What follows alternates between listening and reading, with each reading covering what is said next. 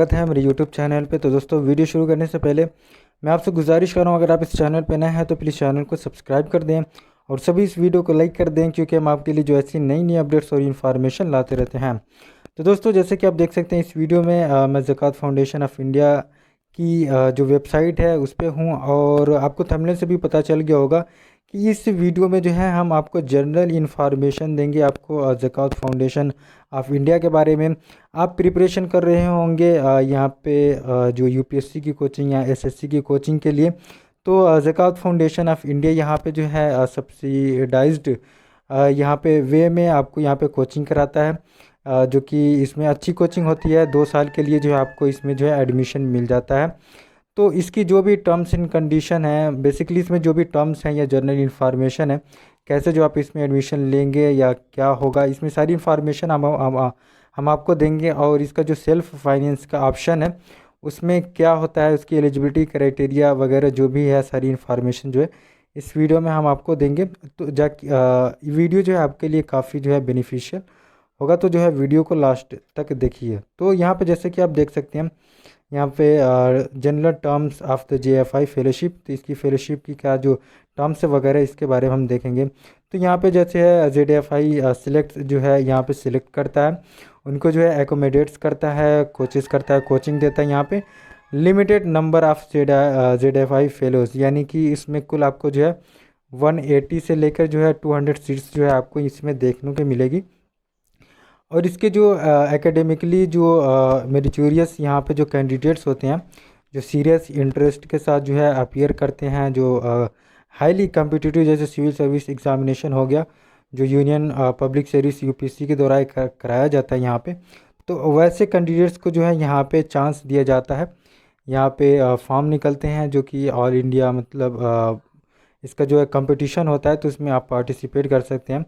तो इसमें जो यहाँ पे बताया गया कि जो फॉर्म एप्लीकेशन फॉर्म जो है जनवरी में ओपन होते हैं और 20 अप्रैल को जो है वो बंद हो जाते हैं। तो ऐसा कुछ नहीं है यहाँ पे, कभी कभी जो है मोस्टली क्या होता है, ये अप्रैल में ओपन होते हैं, लेकिन अभी जो है कोविड-19 सिचुएशन को देखते हुए जो है अभी इसकी कोई फॉर्म अभी नहीं आया। फॉर्म जो है आने की उम्मीद है, आपको जून या जुलाई में जो इसके फॉर्म आ सकते हैं।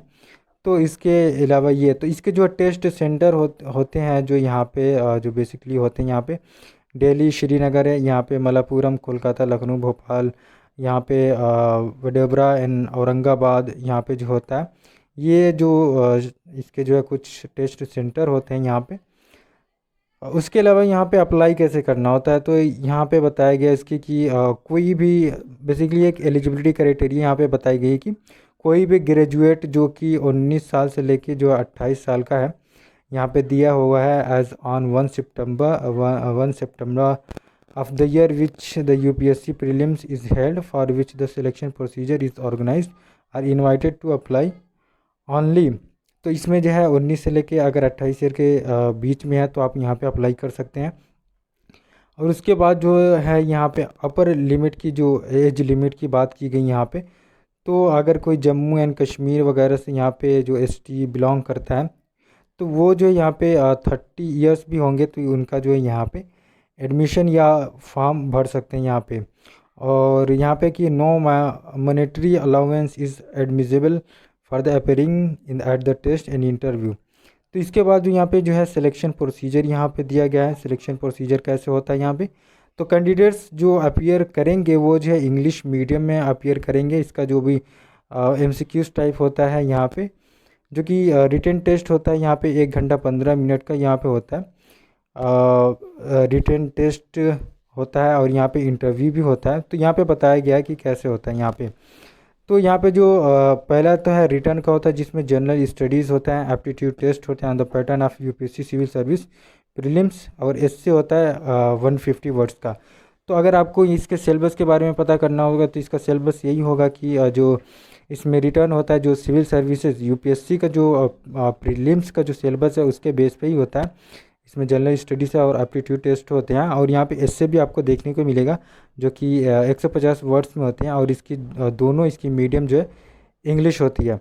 और इसके बाद जो यहाँ पे इंटरव्यू होती है, जो रिटन टेस्ट क्वालिफाई करते हैं, the finally selected candidates are required as follows.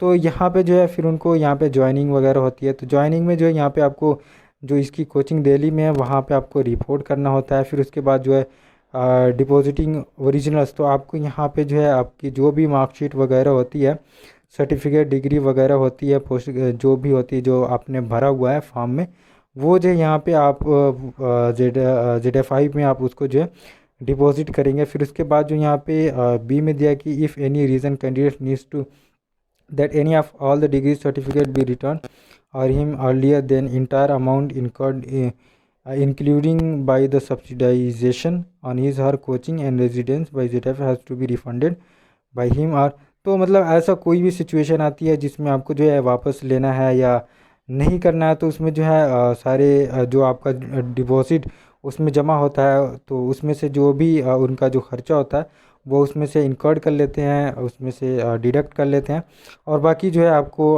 वापस कर देते हैं इसमें। और फिर उसके बाद जो यहाँ पे boarding in NCR and ZFI follows have compulsorily leave in the accommodation separately for boys and girls. ZFI Sir Saeed Coaching and Guidance Center State Service against the prescribed fees। तो इसमें जो है जो NCR में है इसका, तो इसमें बॉयज़ एंड गाइस को जो है, गर्ल्स को जो है यहाँ पे जो है एकोमोडेशन मिलता है यहाँ पे, जो कि सेपरेटली होता है, बॉयज़ एंड गर्ल्स का अलग अलग होता है, तो आपको यहीं पे रहना पड़ता है। तो यहाँ पे 7 यहाँ पे सिक्योरिटी डिपॉजिट होता है जो कि आपको यहाँ पे जमा करना होता है।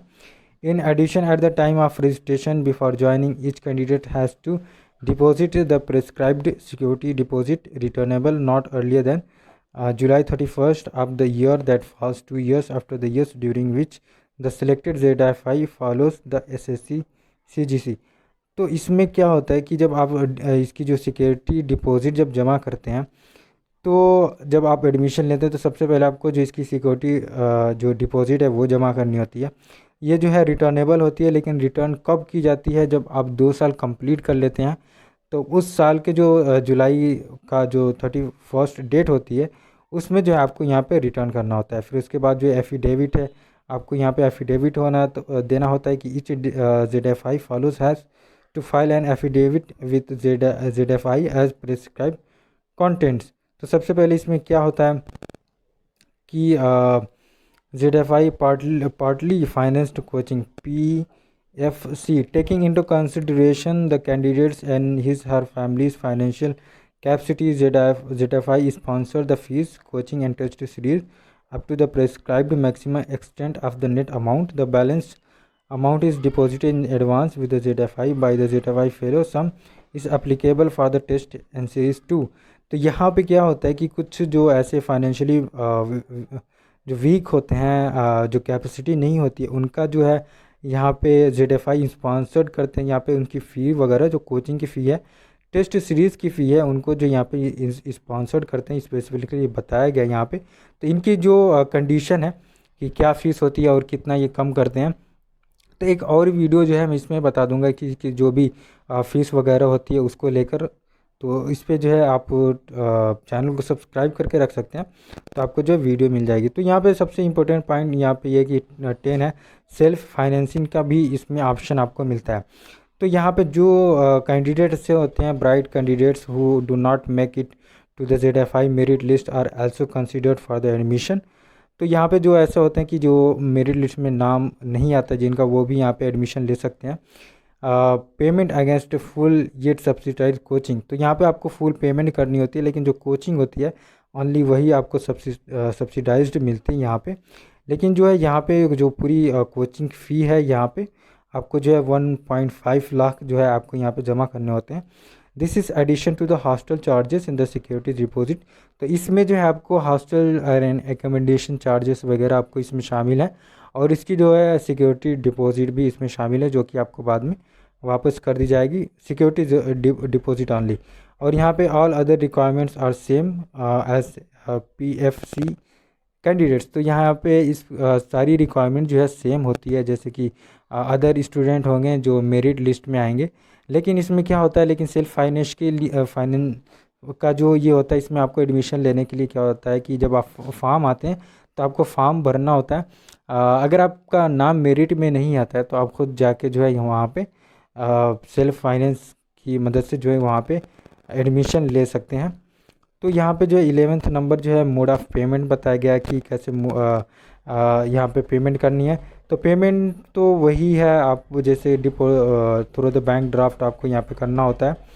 उसके बाद जो है फाइनल डिसीज़न होता है। उसके बाद जो है आप कंफर्म करते हैं कि आप रहना है आपको कोचिंग में। तो ये सारी जो है आपको वो करना होता है। फिर जो है यहाँ पे आपको फाइनली जो है एडमिटेड कर लिया जाता है कोचिंग में।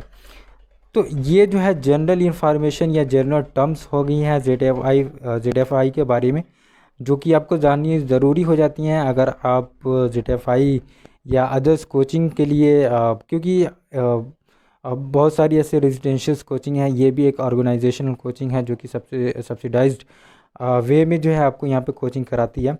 तो आप भी यहाँ पे एडमिशन लेने के लिए, क्योंकि ये 2 साल के लिए होता है, 2 साल के लिए आपके यहाँ पे प्रिपरेशन कराती है। तो आप भी इसके लिए प्रिपरेशन कर रहे होंगे, तो आपके लिए ये सारी चीज़ें जाननी भी ज़रूरी हो जाती है। तो इसका और भी जो है इस पर वीडियो होगी, तो जो भी आएगी तो उसके लिए जो आप चैनल को सब्सक्राइब करके रखें, ताकि जब भी वीडियो अपलोड करेंगे तो आपको जो है नोटिफिकेशन मिल जाएगी यहाँ पे।